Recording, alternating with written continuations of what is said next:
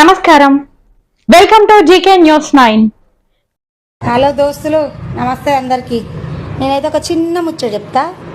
7-8 ఏళ్ల కింద జియో కంపెనీ అంబానీ గారు కదా, ఆయన ఫ్రీ సిమ్ ఫ్రీ నెట్వర్క్ అని 3 నెలలు ఫ్రీ అని పెట్టిండు. 3 నెలలల్లో మన జనాలు ఎగేసుకొని ఫ్రీ అనగానే పోయి మొత్తం తెచ్చుకోరు. ఇక 4వ నెలల నుంచి మన వాళ్ళకి చిన్నగా మేకులు దించడం స్టార్ట్ చేసిండు జియో కంపెనీ. ఈ 8-9 సంవత్సరాలల్లా పుట్టిన పిల్ల కాంచి మొదలు పెడితే సత్య ముసలోళ్ళ దానిక కూడా ఈ ఫోన్కు అట్రాక్ట్ అయ్యి ఇప్పుడు ఏం చేసిండు, ఈ జనాలు కనీసం రోడ్ల మీద రూపాయి అడుక్కునేటోడు కూడా ఫోన్ కొనడం, అందులో నెట్వర్క్ వేసుకోవడం.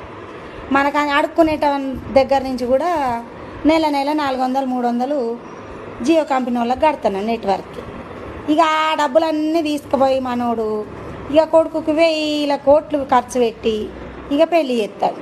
మనకాడ అడుక్కునేటోళ్ళ దగ్గర నుంచి కూడా తీసుకుపోయి. అది ఎవరు తప్పు?